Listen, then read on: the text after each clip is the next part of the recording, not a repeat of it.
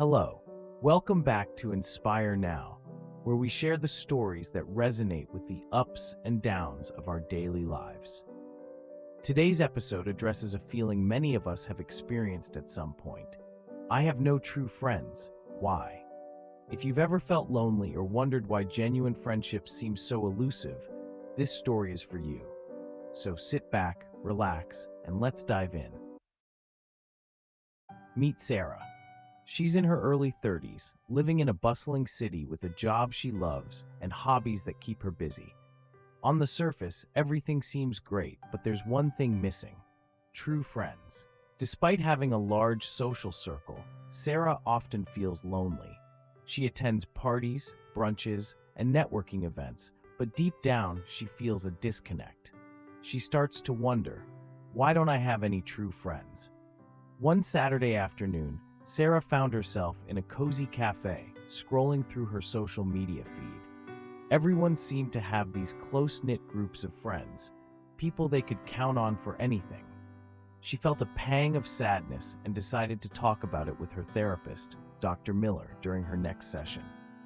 In her therapy session, Sarah poured her heart out. "I don't understand why I don't have true friends. I'm friendly, outgoing, and I make an effort to stay in touch with people. But when it comes to having someone I can really open up to, I feel like I have no one." Dr. Miller listened intently and then asked, "Sarah, what does a true friend mean to you?" Sarah thought for a moment and replied, "Someone who understands me, accepts me for who I am, and is there for me through thick and thin."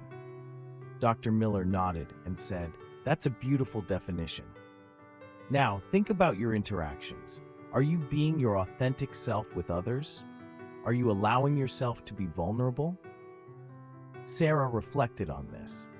She realized that while she was always friendly and polite, she rarely let her guard down.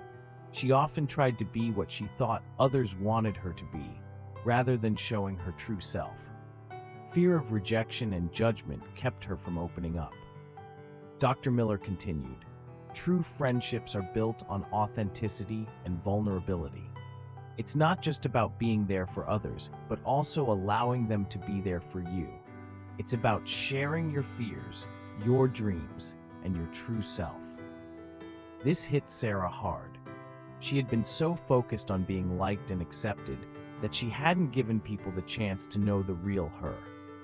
Determined to change, Sarah decided to take a different approach. The next weekend, she invited a few acquaintances over for a casual dinner. Instead of trying to impress them with a perfect evening, she let her guard down. She talked about her passions, her struggles, and her insecurities. To her surprise, her guests responded with warmth and openness. One of them, a woman named Emily, shared that she had been feeling the same way. They bonded over their shared experiences, and Sarah felt a genuine connection forming. Over the next few months, Sarah continued to practice authenticity and vulnerability. She reached out to people she felt a connection with and made an effort to deepen those relationships.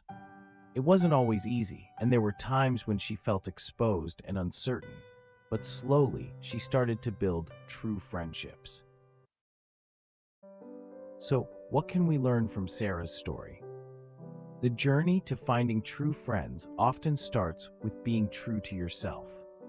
It's about letting go of the fear of judgment and allowing yourself to be vulnerable. True friendships aren't about how many people you know, but about the depth of connection you share with them. Thanks for joining us on Inspire Now.